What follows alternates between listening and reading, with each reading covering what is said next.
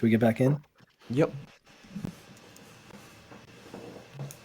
Difficult experience will interpret that experience in a context of meaningfulness. And in some cases, it's actually through the doorway of the most difficult portions of the experience that the greatest learning comes up. It appears as though historically, when people were preparing for experiences of this sort, that they would often undergo a process of ritual purification. And I'm going to just abandon the ritual part of that and assume that what they were doing was attempting some moral purification, that they were settling their accounts, that they were trying to ensure that they didn't walk into the experience with excessive karmic baggage that they could conceivably shed, that they were very careful to prepare themselves so that their consciences weren't weighing on them any more heavily than they needed to. And when people undergo these negative experiences, but still emerge with the judgment that that was worthwhile,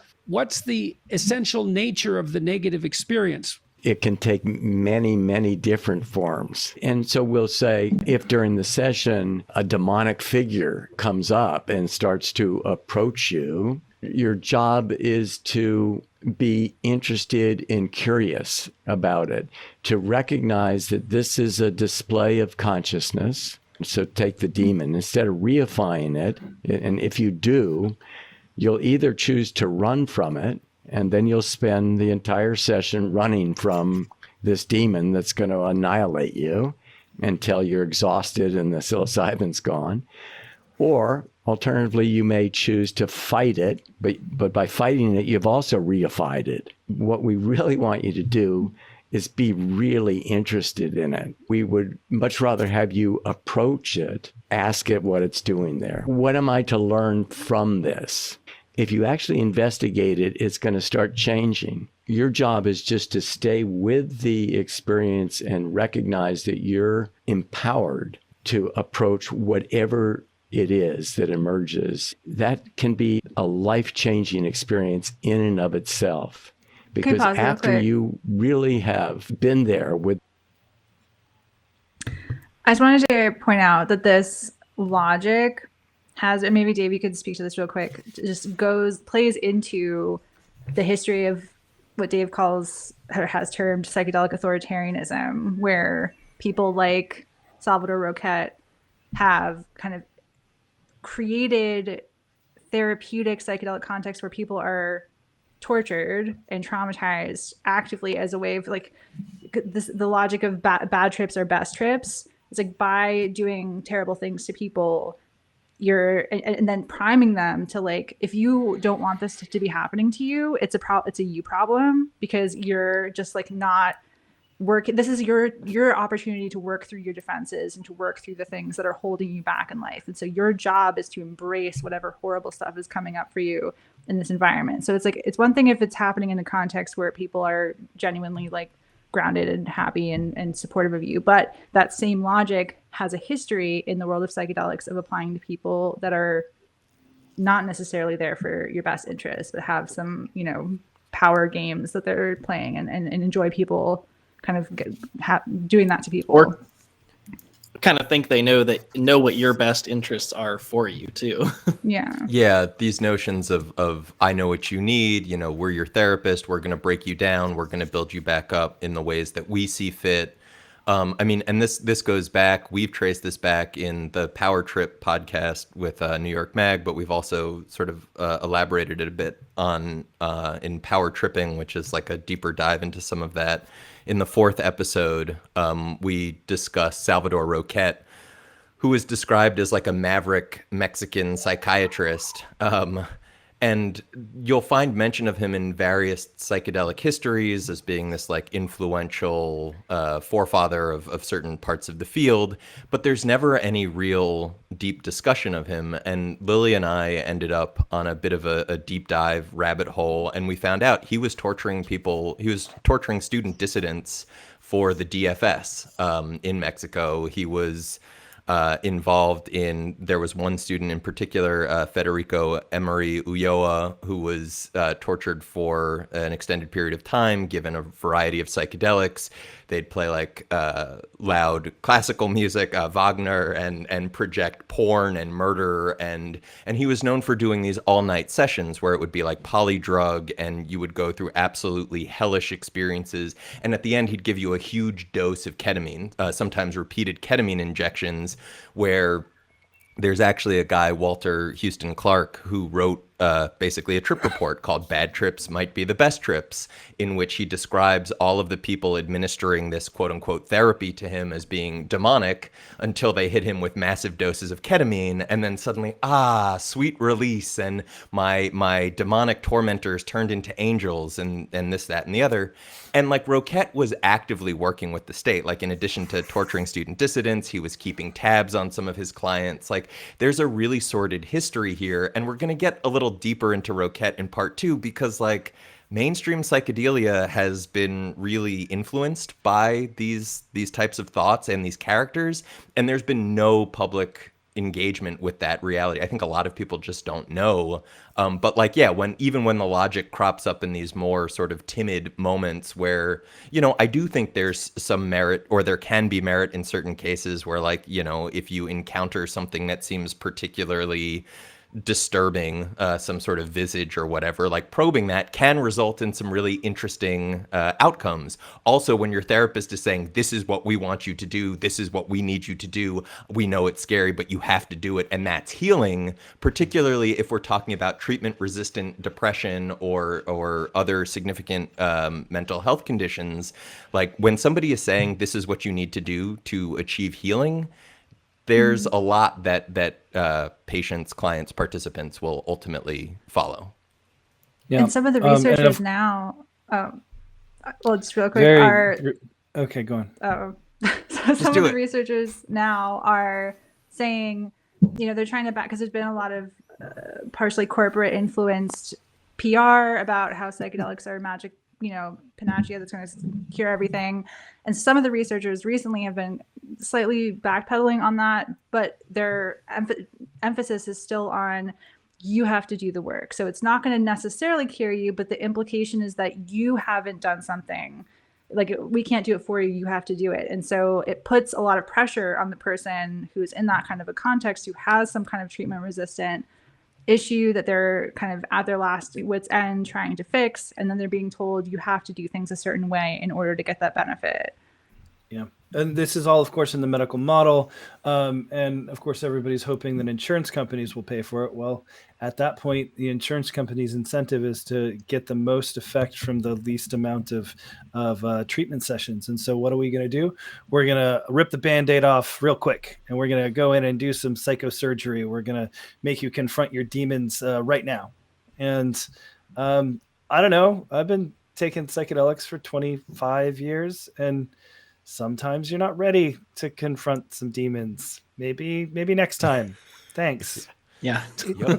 It also speaks to this like productivism to it, that it like the way they talk about it, they're like, your job is to you want someone on psychedelics to do a job? Like, you think they, like, are you fucking like, but like to your point about the medicalization, it's like, if you divorce it from any sense of fun, and this is why they tend to focus so much on like the bad, like the potential scary parts, is because they want the conversation to be around danger and how things can go wrong and how bad it is, because that justifies them like keeping the reins on, that justify. It's not simply that they're not going outside of the box, it's that they have to construct the box as well.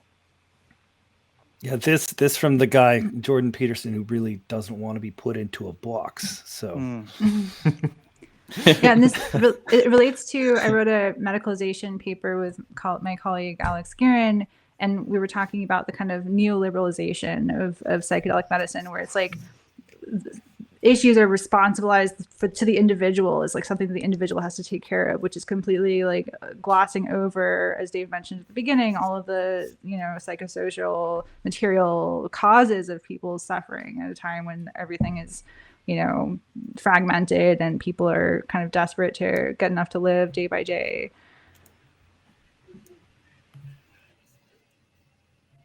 The worst demon of your dreams, and faced it down and looked it in its eyes and realized it's actually nothing other than an object of consciousness, nothing other than yourself, then what is it in life that can put up an obstacle with that much fear for you? It's very much like a classic initiation ceremony. One thing that clinicians have agreed upon is that voluntary exposure to obstacles in your path that are threatening or disgusting is almost inevitably curative. What you're doing is showing the person that there's more to them than they thought. Oh, how high was the dose in, like, typically among street users, 2 grams is a moderate dose for psilocybin of the actual mushroom. 4 grams, I think 5 grams is what Terence McKenna called the heroic dose, isn't it? What kind of dose were you giving in that? This is equivalent to a 5-gram dose of mushroom. So this was not a trivial pharmacological experience. This was like this over the top. Well, well, that's in the dose right range at the where top. it's not a beginner's experience in some sense. It's the Absolutely full-fledged not. thing. Yeah. Okay. It just was hugely unprecedented in my experience. That someone would say, that experience I had 2 months ago, I think about every day, and it's among the most important experiences of my life. So, if you give cocaine or an opiate or a dissociative anesthetic and ask someone, is that important to you? It wouldn't be unless they've learned not to drink that much. Right. But this has embedded existential personal meaning of kind of the deepest order. In that first study, I think 30% rated it as the single most spiritually significant experience of their entire life. So it's of that order of magnitude. Right. So they report that their lives are better, but it's not hedonic better, like cocaine better. It's not psychomotor stimulant better. It's philosophical better. And I mean, that's why I think your findings on this increase in trait openness are so absolutely, well, they're unbelievable. First of all, you got an experience in openness, which is the creativity dimension. And it's also associated with revelatory thought, right? And that was permanent. Okay, so talk about that. And what the hell happened? And what do you think's happening neurologically? There's a sense of the interconnectedness of all people, all things, the unity.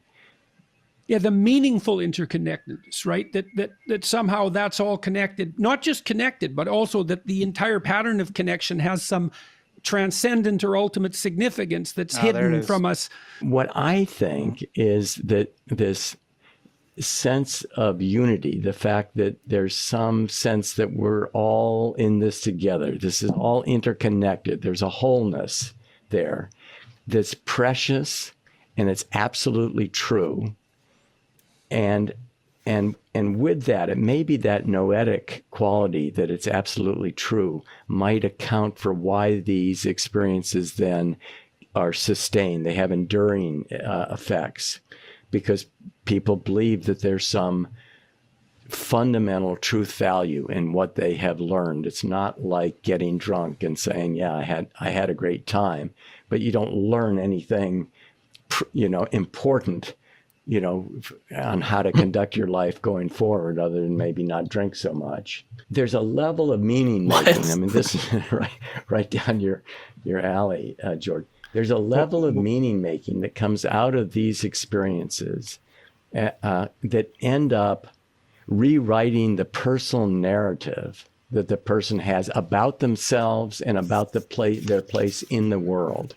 People then become behaviorally much more flexible, because if that narrative structure is changed, then the analogy I think of is you're rewriting the underlying operating system, and with that, oh my God, everything can change. I think of the operating system. Yeah, let's pause. It's kind of a lot on the table there.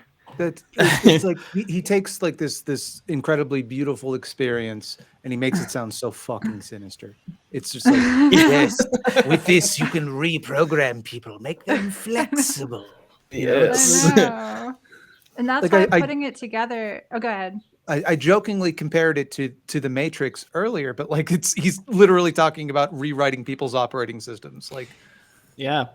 I also feel like I understand what he's saying about the differences between like alcohol, cocaine, and psychedelics, like that truth feeling on psychedelics. I understand that, but also the idea that you can only realize you shouldn't take these drugs if you take a lot of certain drugs is silly to me. Like I feel like alcohol, amphetamines, both of those have shown me like things about my own sociability or focus levels that are possible. Like that's an interesting point to me that like I've learned through like things like alcohol or Adderall or something like that, which I didn't learn from psychedelics. So I just think his kind of reduction there is bothersome to me. I'd also, I would also point say- out that. Oh, please go on. that like as someone who's been recently prescribed a stimulant medication, basically an amphetamine for ADHD, I can tell you that's had a profound effect on me. It's changed me in ways that I think are equivalent to the biggest drug trips I've ever had. And I think that like the reason that it's a type error, because he's saying that like they do something different than alcohol, but like there's nothing to compare psychedelics to. There's no other form of drug that like alters consciousness in a non-psychedelic way, that like fundamentally changes the way that you think in a way that isn't psychedelic, because that's kind of the definition of it, like Yeah. I would also say that this focus on truth, like coming out of psychedelic experiences, that is just unassailable. They get into it a little bit more later, but it's one of these things where psychedelics can definitely lie. One can come out of a psychedelic experience with some very strange ideas about oneself, messianic tendencies being quite common. There was this one time where I saw Being John Malkovich, and then I was, altered on some hallucinogens. And then the very next movie we watched also had John Malkovich in it. And that convinced me that there was something more going on. But it was just John Malkovich has been in a lot of movies, Yeah, and just one more thing about just the rewriting of people's narratives. One of the reasons I was interested in putting this together with the Shapiro clips was that when you are, it's like when he really, JP really rolled his eyes when he said, now that they've made, conversion therapy illegal. And so when you have this idea that it's a confusion, or a bad confusion that leads people to think that they are things like transgender, and you have this idea that you could rewrite people towards the good and the true with psychedelics, and you have all of the institutional power to construct the context within which people are accessing these experiences under highly impressionable and suggestible states of consciousness. That is a recipe for a lot of things to go sideways, in my opinion. And it also relates to right now, a lot of the research is subtly trying to change people's sense of self. They don't always acknowledge this, but with things like smoking cessation, the idea of the manuals and the therapy is that you identify as a non-smoker, as a smoker. How do we get you to stop smoking? By shifting your sense of self so that you identify as a non-smoker. So they're already trying to do this therapeutically. And when you insert, instead of smoking, suddenly you insert homosexual. Like if you say, or any other thing that's deemed by any given society to be bad, and you say, well, how do we get people from, to stop having gay sex? You stop having them identify as a gay person. So there's just a lot of alarming things that people are not necessarily openly talking about right now.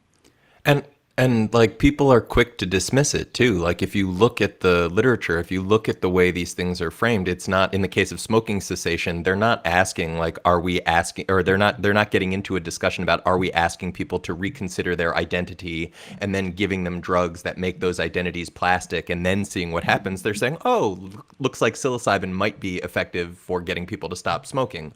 Or in the case, and as far as the notion of like capital T truth as revealed through psychedelics, it's like if you look at something that people take as a common good, like recognizing the importance of ecological integrity, like there are researchers who talk about inducing nature relatedness through psychedelic experience, and yet there's no discussion that like the notion that ecological integrity is a good is not like like there's a political potential there, but like whether that winds up as like ecofeminism or ecofascism based on like how you're situated in the real world, there's no grappling with what does it mean to start pushing people in some of these directions and what is the rest of their self sort of priming them for. So as they're starting to play with these, whether you want to call it re-education or like malleable identity categories, like and bringing in people like JP or getting close to them, like there's a lot of concerning stuff that seems to be flying under the radar. Well,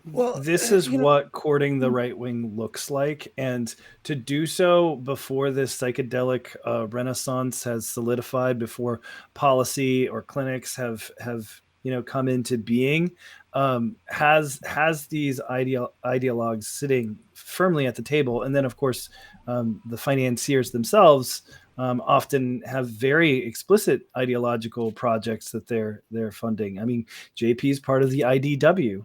IDW is a term, the intellectual dark web was coined by Eric Weinstein, who's Peter Thiel's money man. Peter Thiel's millions deep in psychedelic research investment. Mildred, you were going to say something. I think I lost it. Sorry. Cool. We want to jump back in? One thing though. One other thing. I forgot to comment on it earlier, but when he was talking about ritual purification, and then he said, "I assume it's like this," but then proceeded as though this is definitely the case. This is what happened. But he went down this just jumped straight to moral purification. Yeah, and it's like the idea that like all of these cultures, what they did when they before they took these drugs was like somehow through some ritualistic practice absolve themselves of anything they would carry into it. That then like what is the point then? Because if your argument is that it helps you overcome these things, why then would you preempt these experiences by deliberately trying to not experience that? Like it doesn't make any sense to me. Also, if it's moral purification, then what? All of these cultures have the same morality? Like, what about cases where like psilocybin factored in around like human sacrifice? Like, how do we like that's certainly not Hopkins isn't proposing like anything like that. Like, well, later he's going to get into the like reciprocal ethic, which is for him this core morality that all humans share. So he would say that is like at least potentially attainable for any person, regardless. Maybe some cultures will distract people from getting to that core ethic, but I think he would make that argument. But if all shall we can watch your head explode in real time when we get there. It's like I don't know how he walks through the world with like holding such contradictory ideas and at face value presenting anything as a universal truth and then saying, but of course many people don't acknowledge this truth that is universally acknowledged. Like it's pretty impressive.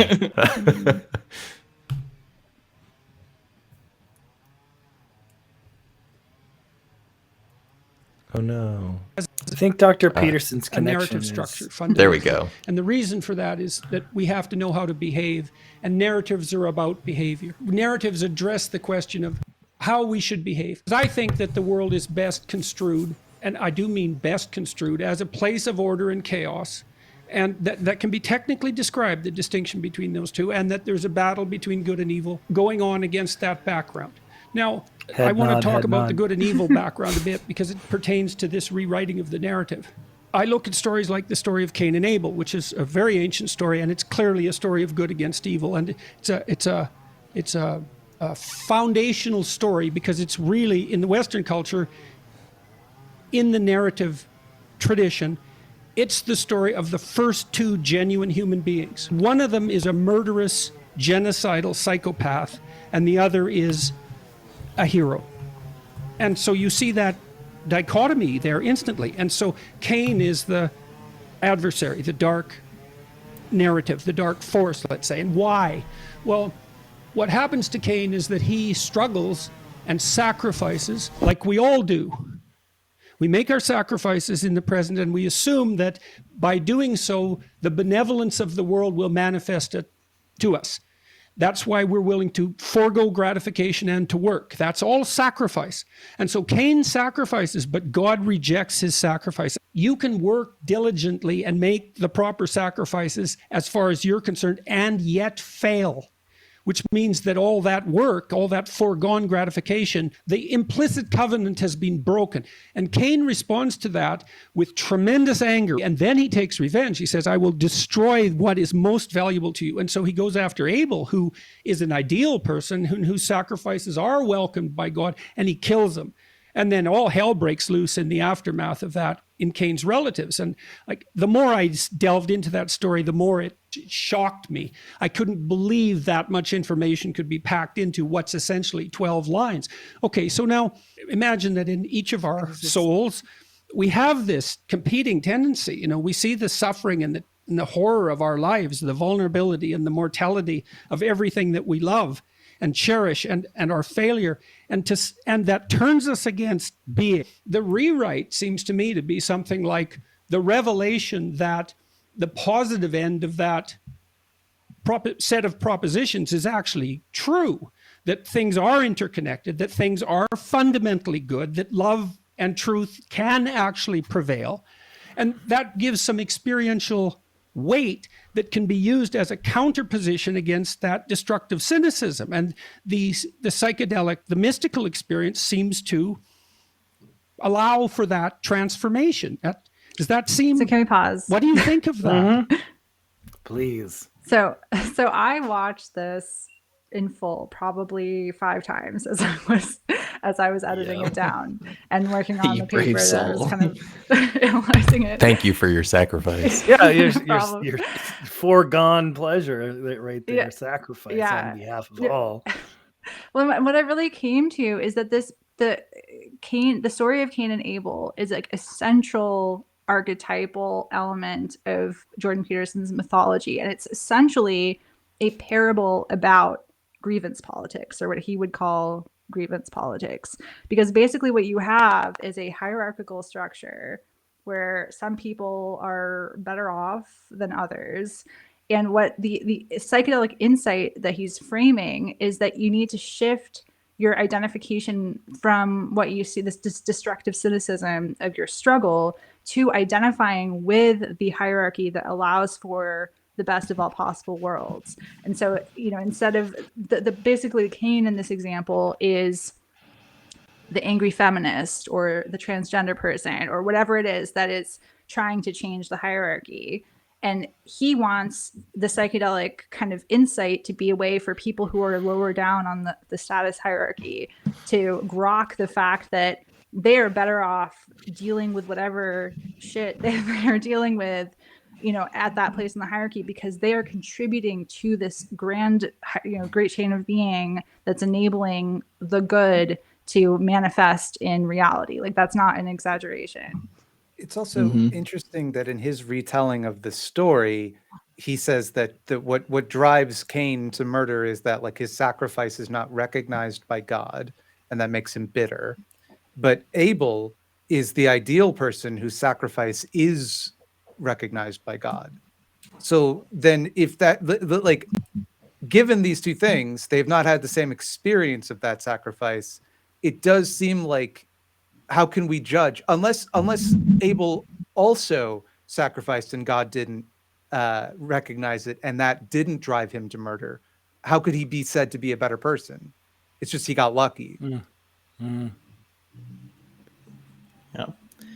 Yeah, I think it's just not to question your lot in the established kind of dominant society. It's like you're supposed to sacrifice no matter what.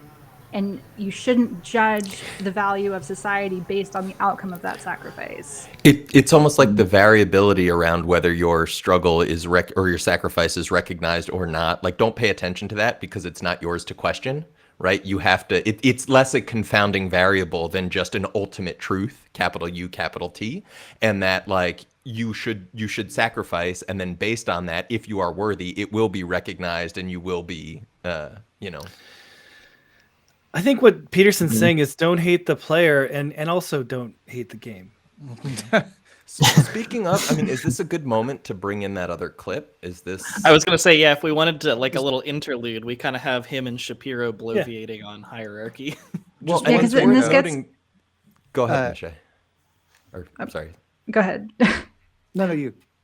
Oh, it's just the theme of gratitude also is going to be coming in here, because it's like the psychedelic gratitude for Jordan Peterson is learning to love your place in hierarchy. You know, it's not gratitude for just, you know, your community or for the arts. It's like literally gratitude for connection to hierarchy. So just I wanted to mention that.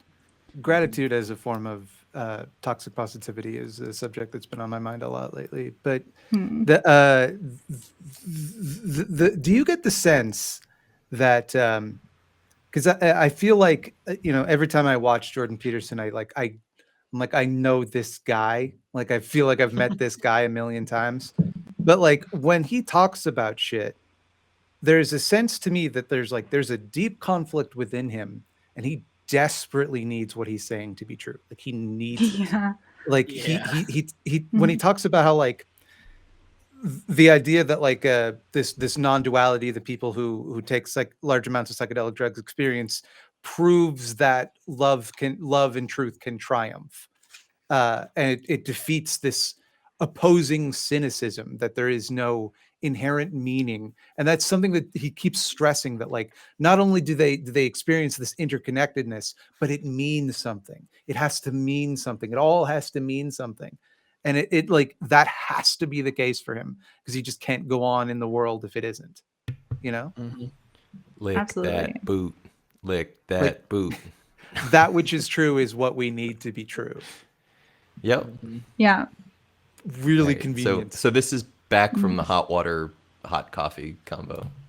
When you see Moses leading his people through the desert, they're all fighting and scrapping away, right? And then he sits as judge of them for a very long period of time. It's months or years even, so much that his father-in-law says, you have to stop doing this because it's exhausting you, right? It's after that he receives the revelations from on high. And so my sense of that psychologically is it's a story about the fact that morality is encoded in our behavior in a deep level. And so deep we actually don't understand the morality. But then now and then we get an imaginative insight into the moral pattern, and then we get a semantic representation of the imaginative insight, and that's this revelation. It's like, here's a moral rule. It's like wolves suddenly becoming semantically conscious of the authority relationships in their pack. Oh, that's really good. I like that a lot. That's quite took me good. like 20 years to pick up, so put a lot of effort into that. Yeah, no, there's a big kind of rich debate in Jewish philosophy over whether Moses is right to listen to Jethro.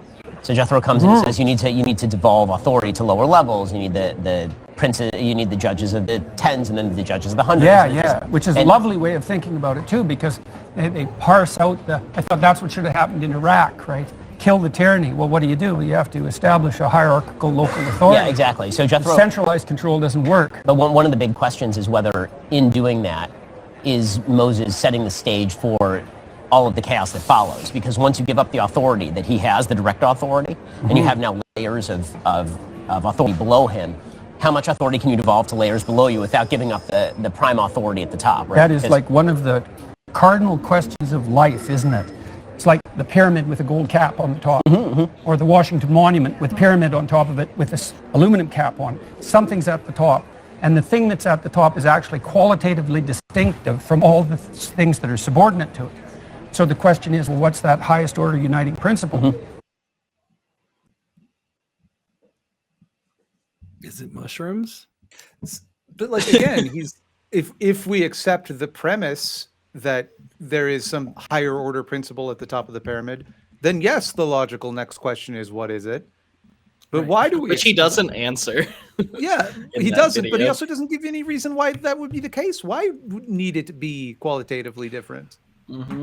Well, at one point, he constructs a metaphor about how you only have freedom within rules. And I think we've got a clip for that. But like they get as far as saying if you don't have walls, the roof falls in. And that, again, is treated, we have that metaphor as meaning where it's like, cool, you think you've said something profound in your metaphor, and yet you have failed to reconnect it to consensus reality. And I mean, we can jump into that. I think we've got that. Let's run here. that clip and then talk about it. Starts Now, with when Pinocchio. Pinocchio becomes real, he's already rescued his father, right? So he's established an accord with the tradition that gave birth to him already. He's revitalized that. So when he wakes up, he's not free. He doesn't have any strings on him anymore, but he's already existing in a harmonious relationship with his father. It's a big deal. And one of the lovely things about what happens to me as a consequence of my lectures is that lots of fathers and sons come up to me and say, we've really worked out our relationship. It's like, and they're both like, you never seen smiles like that. It's really something to be stopped on the street and to be told that, to see people so joyful about that, because it's their heart desire, you know? And that's that integration of that drive to autonomy with the family, with the father, with the mother, with the broader community. All that has to be in a higher unity. Yeah, exactly. And I think That's the conservative insistence, right? Exactly. Is that there are these, the wall, as you said before, the walls have to exist. You can have autonomy, but the autonomy has to exist within the walls. But there's no place for it to autonomy sit. without the walls. There's Right. just chaos. I mean, you think about the freedom of a university professor. Okay, well, you're in your department. Your department's in the faculty. The faculty is in a university. The university is in a city. The city's in a province. The province is in a country. It's guarded by the military. On the periphery are the atomic weapons. It's like, I'm free. It's like, yeah, no wonder you're inside 100 concentric walls. And then you say, well, we don't need the walls. It's like, you're just too dumb to even know the walls are there. Or you're so ungrateful for their existence because you're guilty about your privilege. You take the walls for granted. I said, So much. Just People take those walls for granted. Do you have the meme? Yes. Here, let me. Do you want to describe it for the folks who are listening? Yeah, once it's out. It's basically an encapsulation of a big portion of Jordan Peterson's mentality about, it's like basically the fact that Cain can complain about his lot is premised on the goodness of the hierarchical structure of reality. And so paradoxically, Cain's insistence on, this isn't fair. It's like a little kid whining impetuously about, not being able to have a cookie or something like that. It's that stupid and selfish from Jordan Peterson's perspective. And so anyway, the relationship to the picture is, I forget the context of where this meme came from. My first time encountering it was like at the beginning of COVID, and like the landlords were the people holding up everything, and it was like a pro landlord joke. But anyway, Can you here we describe have, for those who aren't on video?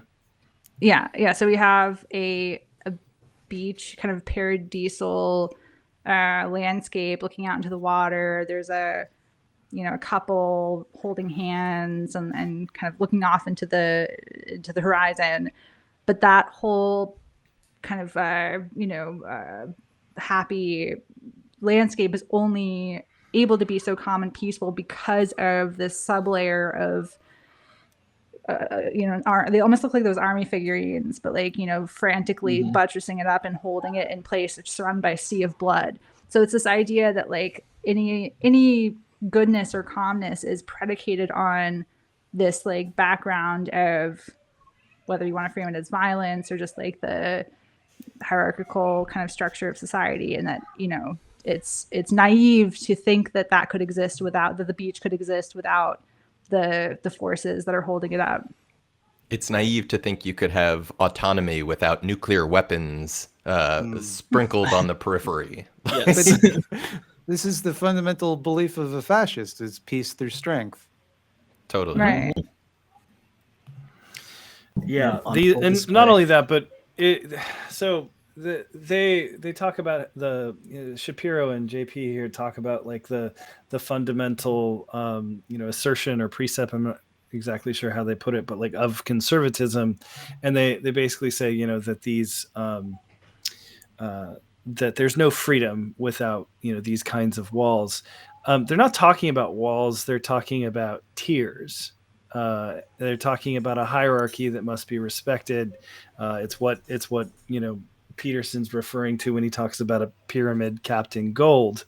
And Peterson has his own way of wiggling out of the many counterexamples of the Caracalas and the Neros of the world, these terrible leaders who do great harm with the power that they've had. He says, oh well, that's the tyrannical father, and but this idea that there's this different character of those at the top, or the organizing principles, if we're not talking about people, rather than just sometimes things happen, and this central organizing principle that there's no walls without or no freedom without walls. That's not at all the central organizing principle of conservatism. It's it's basically that hierarchies must be respected.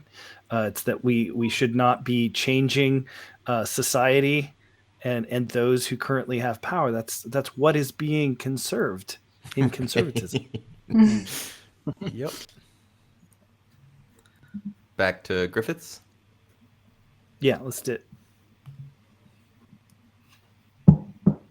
Yeah, that sounds right. I mean, there's something hugely curious about the nature of these experiences, because they appear to be strongly biased toward this benevolent sense of wonder.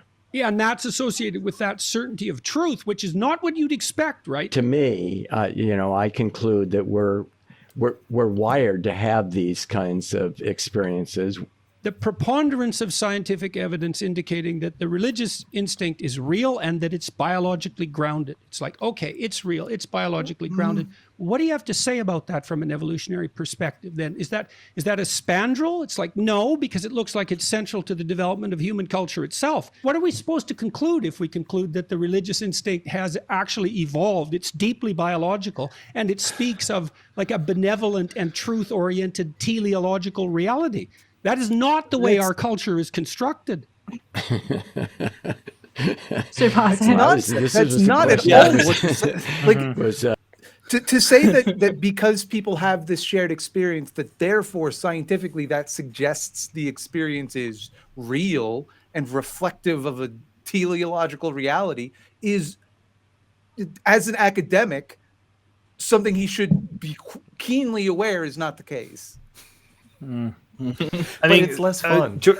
Jordan Peterson. So I'm trained as an evolutionary biologist. That's my training. And Jordan Peterson frequently vamps as somebody who applies his psychological, insight to evolutionary theory. That's where the whole lobster thing came from in the first place. He regularly misunderstands it. He frequently tells just so stories that collapse, evolution into only adaptation. There's mutation, there's drift, there's gene flow. I mean, Jordan Peterson would hate gene flow. It's literally the language of gene flow is immigration, is population shifting because allele frequencies change through sexual mingling of disparate populations, like the horror. Anyhow, it's unity. It's going to It's right.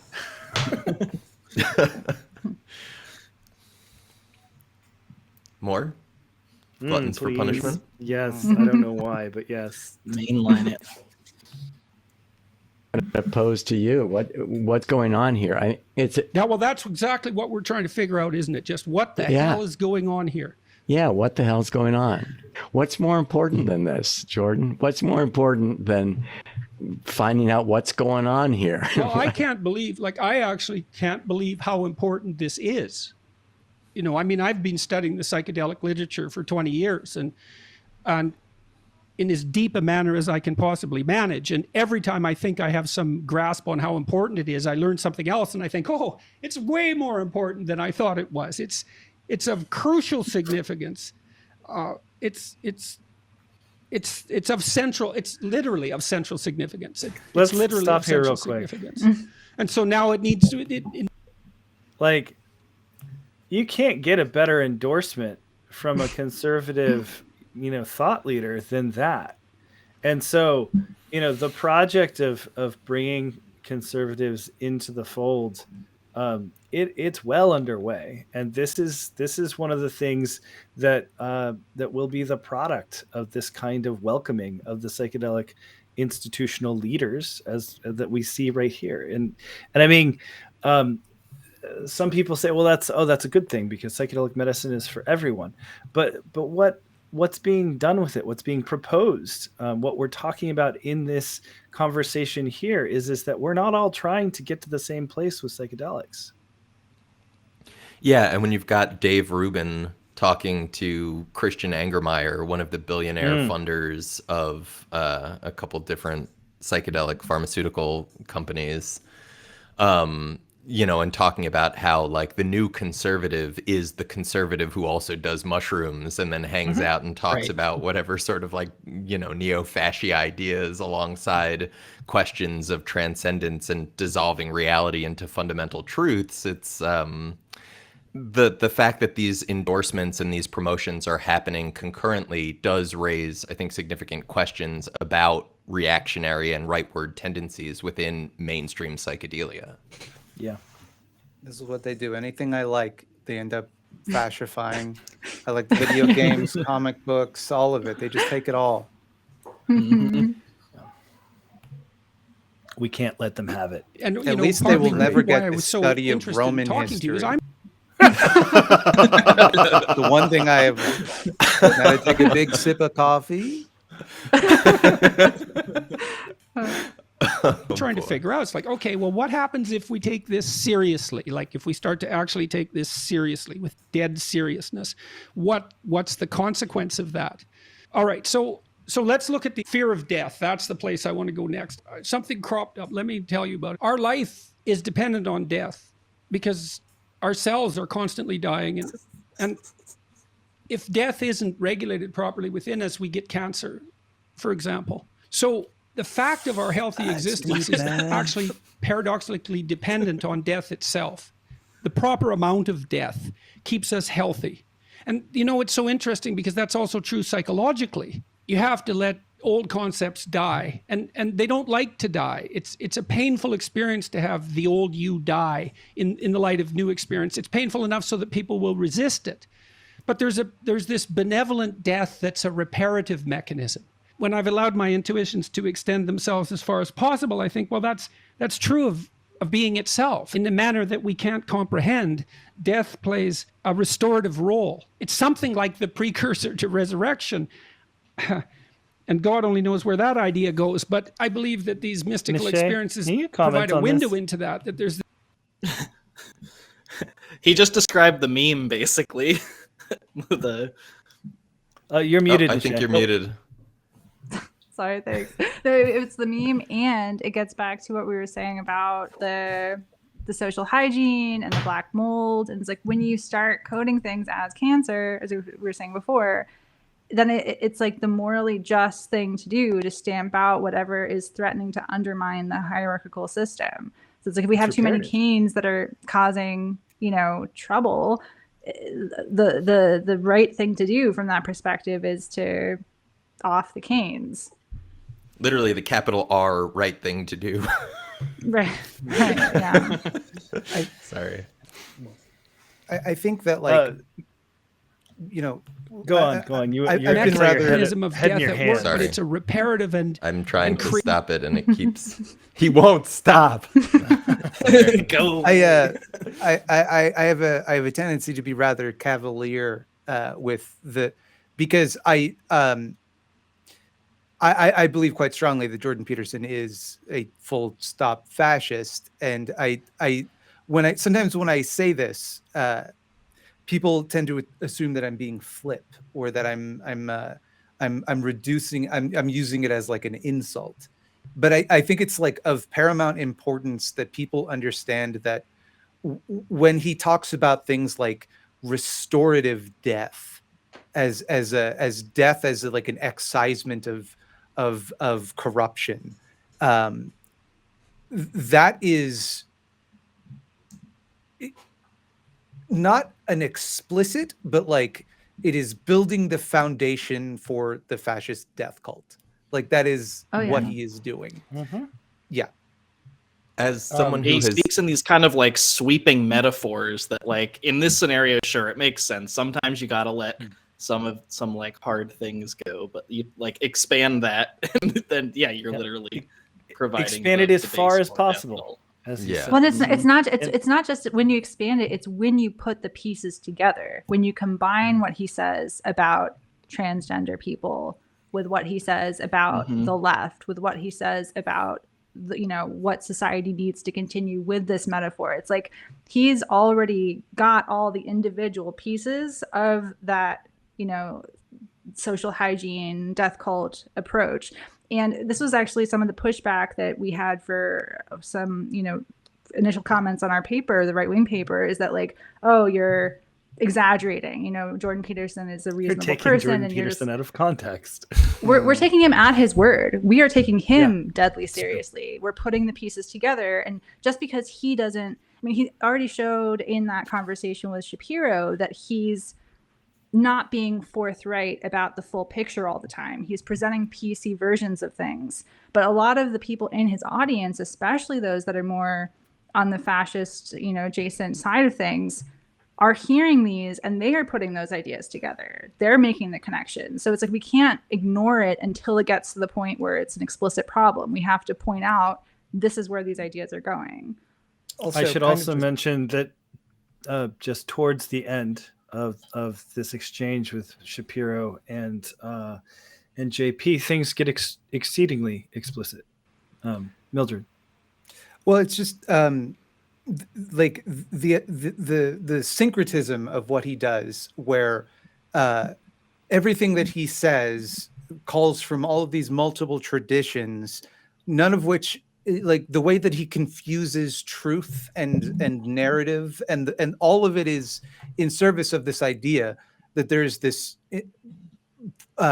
transcendent meaning to the universe that must be observed, of which he can tell you which things are in accordance with it and which things are not, and that the things that are not are evil and devolve our society away from the ultimate truth that our ancestors possessed that we now lack. Like it is word for word the philosophy outlined in like from Mussolini or Hitler. Like it is word for word. And I just want to say, like, as somebody who has made similar comparisons, or who has identified fascists and white supremacists accordingly and labeled them as such, I think the first video of yours that Nishay shared with me was your the Proud Boys video, which I think you open with the preamble of, I'm not using fascist as a slur, as a label, this, that, and the other. And like I've had to engage in similar preambles when identifying issues of the Multidisciplinary Association for Psychedelic Studies, cozying up to white supremacists and fascists and putting that on paper. And then you get people pushing back who don't understand it as a political label, who don't understand it as identifying a collection of ideologies and histories, and instead hear it as a slur. And it's like, no, this is important to be able to identify, call it out as such, so that we can discuss what do we do about this problem of these fascists. And I would also say that, Jordan Peterson is on record in many ways being classically, a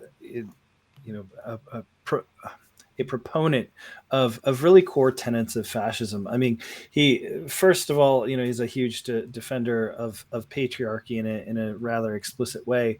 But, the fact of the matter is that he has, in an anti-intellectual manner, rejected mainstream population genetics, human genetics, in favor of the bell curve, to argue with a white supremacist, Stefan Molyneux, on behalf of an idea of a racialized intelligence hierarchy with Jewish people at the top.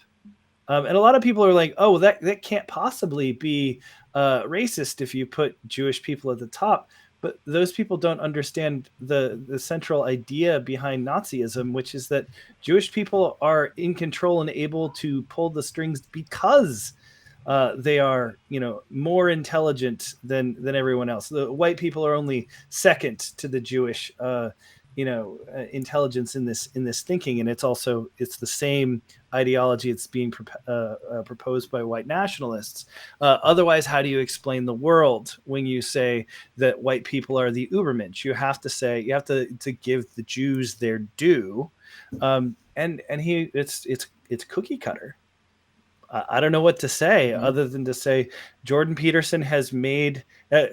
Jordan Peterson has a habit of complicating anything. I would love to do see a parody of Jordan Peterson explaining how to make ramen noodles, because it would be 15 minutes long. But when you look closely at what he is saying, he's a classic defender of authority, hierarchy. And separation between types of people. And I think one of the things that people miss is that the unpopularity of fascist ideas means that they adapt in ways that don't appear on the surface to align with what you might think of as fascist. Now, I think that Jordan Peterson in his heart believes that there should be another Holocaust? No, I don't think that. I do think, though, that one of the adaptations that fascism has done to survive in the 21st century, when it has become unfashionable to openly identify as a fascist, is that rather than picking one minority group and saying these people are responsible, which has the drawback in an interconnected world of people saying, well, I have friends like that. That doesn't seem true to me. Now they can assign it to a category of people they have entirely invented, that they can just point to anyone and say they are part of the problem. That it's wokeness, political correctness. That is the new group of people who must be excised. And it's convenient because then you, rather than pointing to one specific minority, you can throw anyone. And if you want to get rid of troublesome minority figures, you can throw them under that label and get rid of them too. That's the genius of that ideological project. A brief response to what you were saying about how, does Jordan Peterson support a Holocaust? Probably not. It's important to note, historically, that Adolf Hitler and the Nazis were proposing moving all of the Jews to Madagascar before they decided to murder them all. And, whenever you talk to these white nationalists, Richard Spencer, what have you, they're supporters of an ethno-state. Let's be clear. There's absolutely no way to create ethno-states without extreme violence. And essentially, it meets the UN definition of ethnic cleansing, any attempt to do so. And also, Canada is an ethno state, and that's the violence. That violence is there. We've seen it. It's nothing has changed. The ideas of the Third Reich came from Hitler looking at our immigration policies in the United States, of looking at reservations and saying, "Oh, what a good idea." Yeah, there's a really great book that deals with some of that, called Hitler's American. The Hitler's American Plan or something. Yeah. But it gets into some of the legal frameworks around that, and how there was a strong sort of what the German legal system did to sort of grapple with creating a sort of pretext, a legal fiction to engage in some of those behaviors. Back to JP. creative mechanism, all things considered. It's building towards something that we have an intuition of and want to participate in, and are tortured by our conscience for not participating in. And a glimpse of that,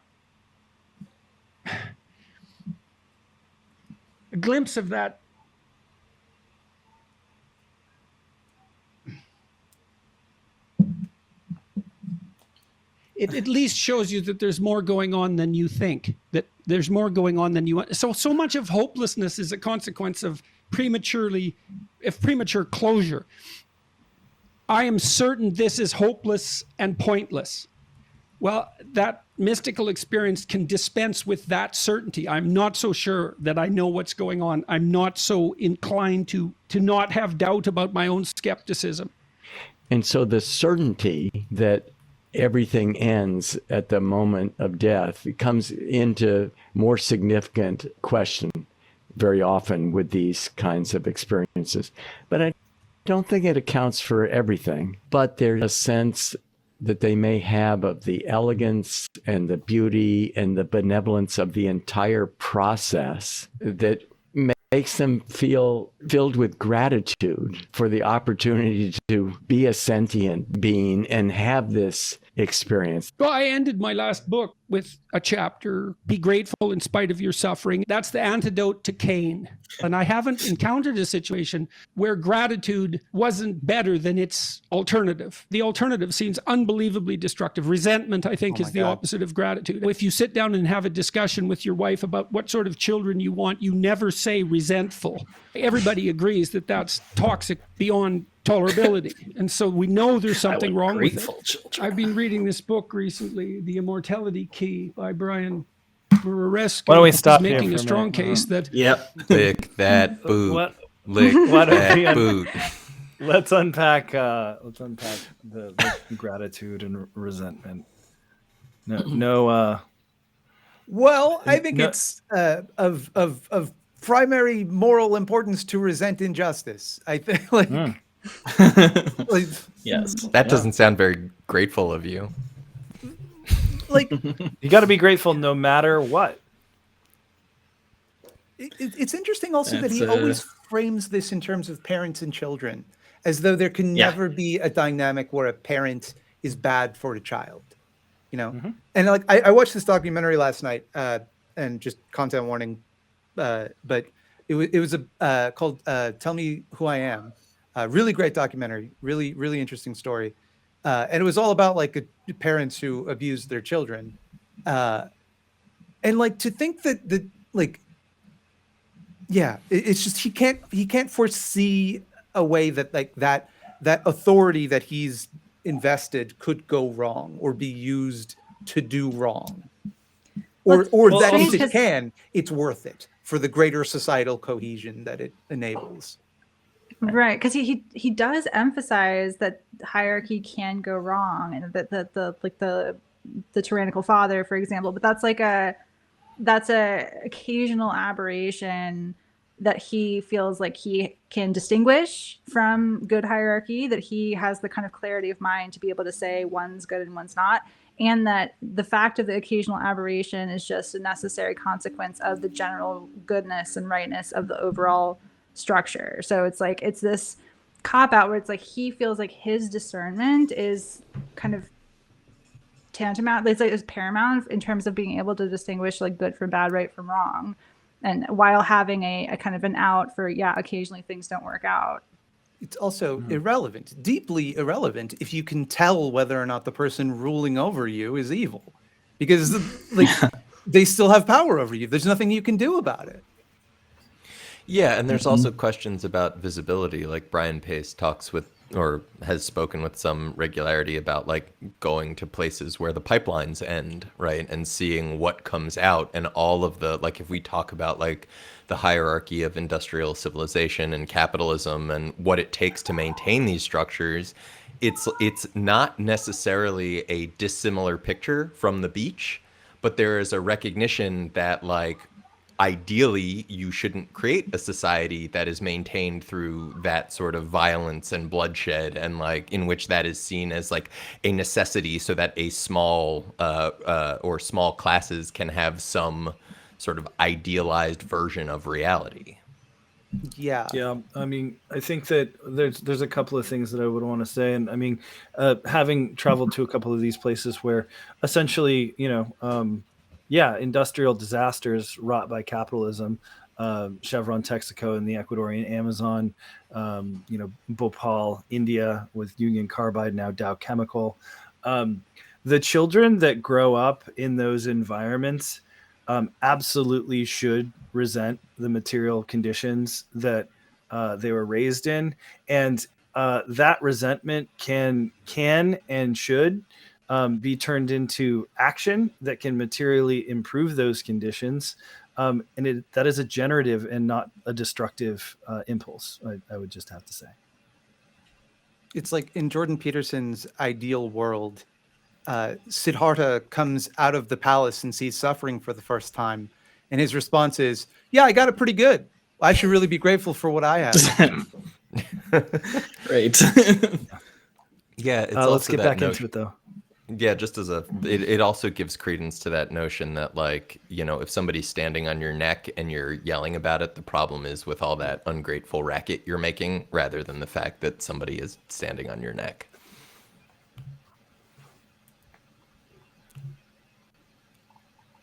The Eleusinian mysteries were, in which the Greek society that gave rise to the West, let's say, was deeply embedded within a psychedelic religious tradition that was actually an integral part of the culture, a central element. That was also the case with the cult of Dionysius, the god of the wine, and that Christianity took many of the mysteries, including the sacrament, from the Dionysian cult. And I certainly think that the Book of Revelation bears all the hallmarks of a classic psychedelic experience. So then I'm thinking, well, what are you supposed to think about that exactly? I mean, I take the fact that our society is Judeo-Christian and its underlying narrative structure extremely seriously. I have no idea how to conceptualize our relationship with psychedelics. Let me tell you my most paranoid thought about this, okay? You tell me what you think about this. Yeah. So on the one hand, you have the most extreme idea on the one hand is that psychedelic experience is a gateway to something that's actually divine. But here's another thought. You know that parasites can hijack nervous systems. So then I'm thinking about psilocybin, and it's this mushroom. Have we been using psilocybin for 500,000 years, and have we been distributing its spores everywhere? And is it a parasite that's hijacked our nervous system? And the way it's done that is by producing this religious experience that we value. One piece of counter evidence to that, I think, is the fact that I think the evidence seems to suggest that the psychedelic experience is salutary from the perspective of mental and physical health rather than destructive. It looks like we've been using mushrooms for certainly tens of thousands of years. What are your thoughts about that? Yeah. I don't know if I can take that on. I don't understand. It's a huge mystery. And what role do these experiences play in the evolution of culture? So I think he owes McKenna a citation on that whole what if the mushrooms are cultivating humans as right. This is not terribly original, but I would also point to the work of my colleague Jason Slott, who is an evolutionary genomicist who studies fungi, and the reality is that the genes, the chemical that psilocybin that mushrooms produce has predated humanity for hundreds of millions of years, hundreds of millions of years. And this is something that it's there for the mushroom, the fact that we have serotonin receptors, and also fungivorous insects have them. Well, so does yeast, so when you have these neurochemical mimics that have been evolved as defense compounds for fungi that happen to act on, neurons and neuroreceptors that are common to pretty much all multicellular life. That's not a conspiracy. It's emergent phenomenon. And I mean, this is one of those things where Jordan Peterson is speaking well outside of his aptitude, and people who have studied this can tell. Mm-hmm. Also, I Back to think it. that he talked about sorry. how, in his words, and I hate this term, but I'm quoting him, that our society exists in a Judeo-Christian narrative framework. And then he talks about how the evidence that this must be a real, genuine thing that's happening spiritually is that it has this mental health and physical health beneficence. But like, if you acknowledge that our society is constructed along that framework, then surely you understand that, and he doesn't because it would be postmodern, but that our mental health infrastructure, our health infrastructure, what we consider normal, what we consider to be adaptable in our society is based around that. So then, of course, it's tautological. Yep.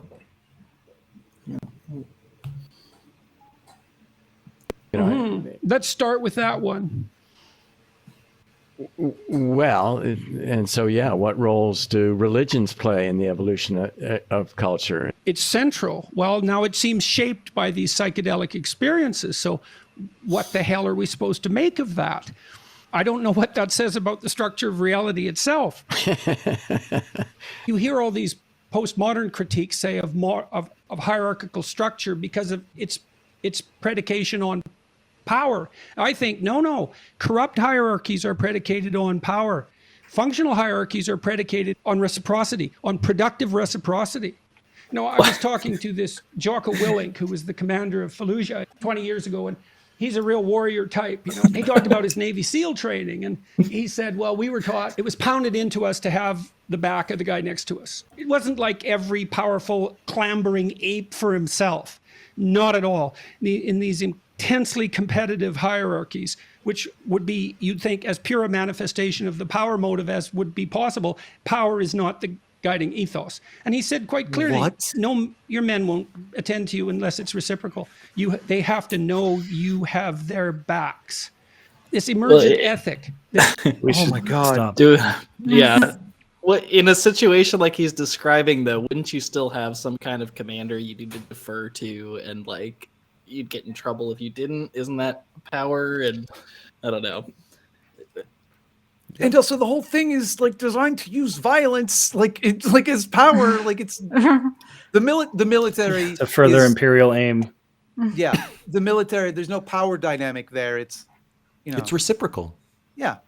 There's definitely no threat of court-martial if you disobey orders. Even the only reason that they would have to tell you to look out for your fellow soldiers isn't because they don't want to have to train new soldiers. It's because that they value reciprocity and they want this to be just as good for you as it is for them. Like, and sure, maybe in like an individual, like you're the guy you're fighting alongside, whatever, like maybe that is true, but like there's still someone with the power and in the structure of this hierarchy who can send you into battle and to almost assured death if they want to. Like that's still a pretty toxic power structure in my opinion.